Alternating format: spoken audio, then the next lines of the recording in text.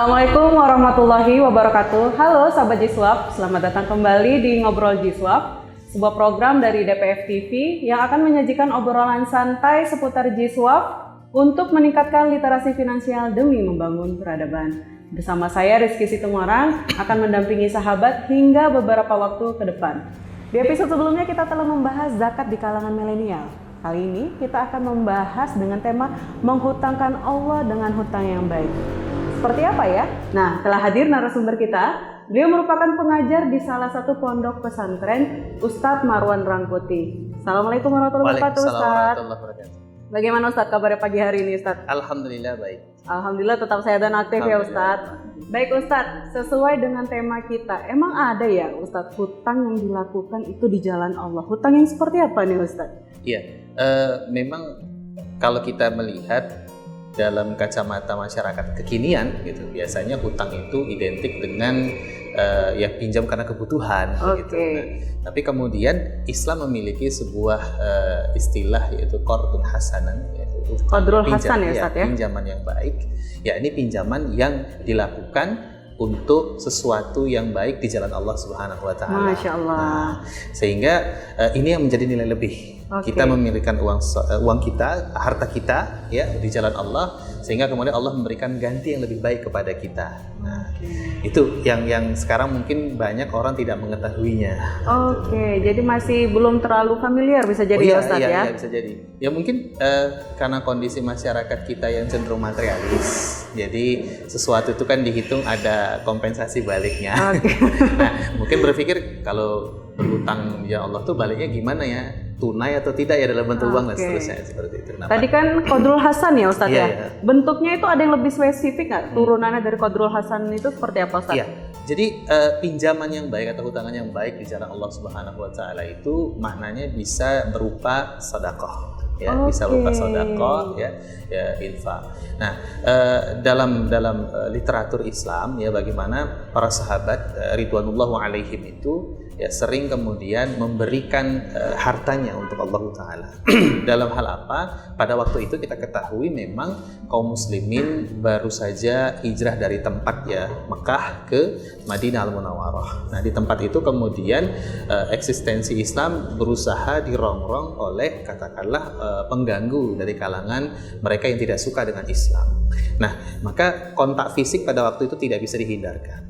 Nah, tentu perbekalan untuk melakukan aktivitas fisik itu atau jihad itu membutuhkan biaya. Nah, disinilah Rasulullah SAW mendorong para sahabat, tentu lewat wahyu, lewat Al-Quran, ya, untuk memberikan harta yang terbaik bagi mereka, ya, untuk persiapan fisabilillah di sini, jihad di sini. Maka pada waktu itu para sahabat berlomba-lomba untuk memberikan sedekah hartanya, apa yang mereka miliki, ya, diriwayatkan itu ada seperti Abu Bakar Siddiq radhiyallahu anhu memberikan hampir seluruh hartanya, ya, Umar setengahnya dan seterusnya.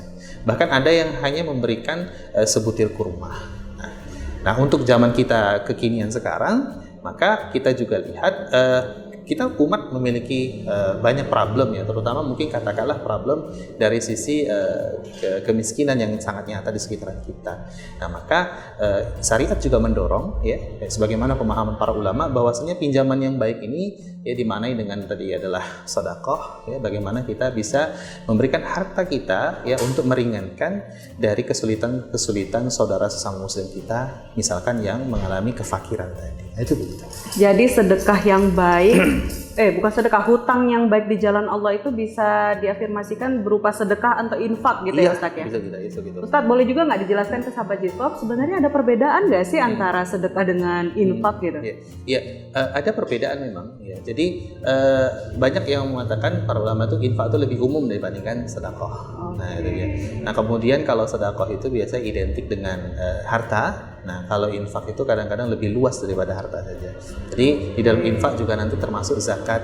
Nah, hanya saja zakat ini kan pengutipannya khusus kepada objek-objek yang khusus dan pembelanjaannya juga kepada pembelanjaan yang khusus. Nah, kalau sedekah ini lebih umum lagi ya, gitu. Lebih luas ini ya jangkauannya infak lebih luas. Infak yang lebih luas. Nah, kemudian kalau sedekah itu biasanya lebih ke arah harta ya. Sesuatu yang nyata ya gitu. Walau kadang-kadang di dalam beberapa redaksi hadis kadang-kadang dikatakan juga dia sih bisa juga sesuatu yang tidak konkret ya, abstrak ya, senyum atau segala macam. Nah, jadi perbedaannya di situ saja sih. Oke Ustadz, terkait kita boleh nih bahas lebih, berarti kan tadi sedekah itu adalah hutang yang baik di jalan Allah. Sebenarnya syarat sedekah ada nggak sih Ustadz, syarat untuk melakukan sedekah itu syarat sahnya itu ada nggak atau nggak sih? Karena ini berkaitan dengan amal soleh, ibadah, nah, maka perlu harus diawali dengan sebuah niat ya, niat yang ikhlas. Ya, karena memang yang membedakan suatu amal dengan amal yang lain, apalagi amal ini adalah amal ibadah, itu adalah niatnya. Katakanlah sholat, misalkan, yang membedakan antara sholat sunnah yang satu dengan sholat sunnah yang lain itu adalah niatnya. Nah, sebagaimana Nabi juga mengindikasikan dari hadisnya inna amalu binniyat wa inna malikul limri'in ma nawa. Jadi segala sesuatu itu memang tergantung dengan niatnya, dan niat ini yang akan menjadi maksud kenapa amal itu dilakukan. Nah, jadi niatnya harus benar-benar diluruskan dulu nih karena apa gitu ya Ustaz ya? Lillahi ta'ala ya. Jadi ketika kita meniatkan sesuatu bukan karena Allah ya maka kita tidak akan mendapatkannya. Dan itu diindikasikan dari hadis itu ya. Inna amalu binniyat wa inna malikul limri'in ma nawa gitu. Kemudian dilanjutkan dalam hadis itu, man kana hijratuhu ilallahi wa rusuli fa hijratuhu ilallahi wa rusuli. Jadi barang siapa yang hijrahnya karena Allah dan Rasul, dia akan mendapatkan Allah dan Rasul. Nah, para ulama mengatakan maksud mendapatkan Allah dan Rasul itu artinya mendapatkan sesuai dengan niatnya. Nah, konteksnya pada waktu itu hijrah karena Allah dan Rasulnya, maka dia mendapatkan Allah dan Rasulnya, pahala dari Allah dan Rasulnya. Nah, para ulama mengatakan ini bagian dari penegasan yang sebelumnya, innamal a'malu binniyat. Jadi niat ini kalau kita karena Allah, maka insya Allah Allah akan memberikan gantinya. Nah, hanya memang gantinya itu tidak selalu bentuk tunai. Nah, kalau kita kan berharap buat kita kasih pinjam 10.000 ya ulangan 10.000 juga. Nah, kadang-kadang ganti dari Allah itu bisa saja tidak selalu berbentuk konkret ya, tapi abstrak. Ketenangan, kelapangan, kemudahan seperti itu. Menarik. Terkait sedekah sendiri Ustadz, sekarang kan banyak tuh masyarakat berlomba-lomba kalau mau sedekah tunggu hari Jumat deh, dilakukan sedekahnya sedekah Jumat. Sebenarnya memang ada hari-hari tertentu atau hari terbaik untuk melakukan sedekah ini. Memang banyak hadis yang mengabarkan tentang waktu-waktu utama ya untuk memberikan sedekah ya. Ketika kita misalkan tadi ya Jumat, di hari Jumat, atau memperbanyak sedekahnya di bulan Ramadan ya, atau yang lainnya. Nah, jadi kenapa ada waktu-waktu itu di dalam hadis? Ini untuk memberikan kelapangan dan keluangan saja. Ya, mungkin kita nggak bisa melakukan di hari Jumat, kita bisa lakukan dari yang lain. Tapi para ulama mengatakan bahwasanya sedekah, beberapa ulama-ulama hikmah mengatakan sedekah yang paling baik itu adalah sedekah di saat kita membutuhkan. Nah, jadi kita butuh dan kita bersedekah gitu. Nah, jadi tidak harus nunggu hari Jumat ya Ustaz ya? Betul, tidak harus menunggu di hari Jumat ya. Apalagi ketika kita jelas melihat ada orang yang memang membutuhkan. Dan bisa jadi ketika kita ada hajat sesuatu ataupun memang disitulah kita melakukan sedekah di jalan Allah tadi ya Ustaz ya? Bisa. Karena sedekah ini kan bertujuan untuk menghapus atau kemudian mengikis sifat bakhil ya, kikir ya, pelit ya, apalagi medit dan seterusnya gitu. Nah, maka Islam tuh selalu mendorong kita untuk kemudian melakukan kebaikan-kebaikan ya dalam bentuk materi adalah misalkan sedekah ini. Jadi tidak harus menunggu hari Jumat. Hari Jumat gitu. Jadi mau itu dilakukan di hari Ahad, Senin ataupun Jumat, ukuran pahala itu tetap sama berarti Ustaz ya? Tidak ada perbedaan mau dilakukan di hari Ahad atau Jumat ya Ustaz. Karena keikhlasan itulah yang akan kemudian menjadikan ajrun karim, katakanlah ya, balasan yang mulia ya di sisi Allah gitu. Dan Allah itu Maha Adil, Allah Maha mengetahui dan akan memberikan balasan sesuai dengan apa yang kita lakukan. Berarti kuncinya harus ikhlas ya Ustaz? Iya, harus ikhlas. Wah, Ustaz ada tips tersendiri nggak supaya benar-benar kita bisa menjaga hati kita untuk lebih ikhlas? Itu sebenarnya apa sih ibadah-ibadah yang bisa kita lakukan gitu? Iya, memang perkara ikhlas ini bukanlah perkara yang mudah untuk dimiliki oleh setiap orang ya. Tetapi bukan berarti dia tidak bisa dilatih. Nah, jadi bagaimana kita melatih keikhlasan itu? Pertama ya harus dimulai dari sekarang. Yang kedua ya, membersihkan hati kita, ya, tazkiyatun nufus, diri kita dibersihkan dari perkara-perkara yang sifatnya materialis lah, ya, keduniaan, berharap kompensasi dari pihak lain.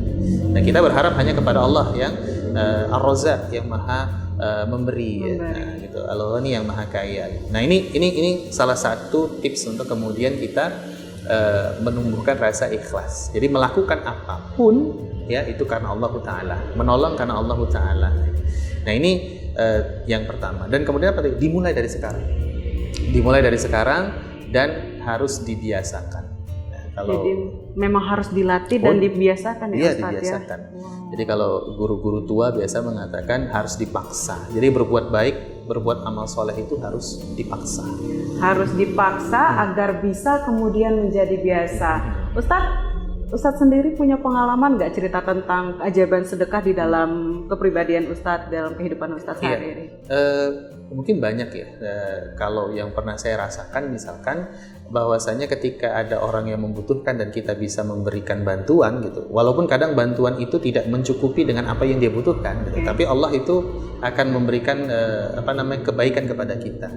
Misal kebaikan yang sering saya rasakan itu adalah kemudahan misalkan dalam memahami hal-hal yang mungkin sulit untuk difahami, misalkan ketika mengkaji kitab satu, atau kadang-kadang juga ketika kita melakukan kebaikan tadi berupa sedekah dan seterusnya, ya Allah memberikan kemudahan kepada kita untuk menyelesaikan urusan kita yang lain. Oke. Nah, makanya tadi saya sering katakan di awal, bantuan atau kemudian balasan dari Allah itu tidak harus selalu berbentuk konkret, kadang-kadang abstrak juga. Oke. Jadi memang ada sesuatu semacam yang bisa kita rasakan, betul, ya. Ketenangan, kemudahan, kelapangan, ya. Dan kadang-kadang juga ada balasan yang berupa yang konkret juga kadang-kadang, kan gitu kan. Dan ini saya rasa semua orang juga merasakan seperti itu. Tinggal kita yang bisa peka terhadap bentuk balasan dari Allah itu seperti apa, ya Ustadz, ya. Nah, dan setelah itu kita dapatkan, kita harus bersyukur dan harusnya semakin termotivasi lagi untuk melakukan amal soleh tadi. Yang salah satunya adalah sedekah. Wah, sahabat Ziswaf, ternyata menghutangkan Allah dengan hutang yang baik itu bisa dilakukan dengan cara bersedekah dan infak. Dan untuk melakukan kebaikan itu harus dipaksa, karena sesuatu yang dipaksa akan terpaksa, kemudian kita menjadi bisa dan menjadi kebiasaan. Wah, Masya Allah ya sahabat Ziswaf. Ustadz Marwan, terima kasih sudah menginspirasi pada pagi hari ini. Tetap sehat dan aktif ya Ustadz.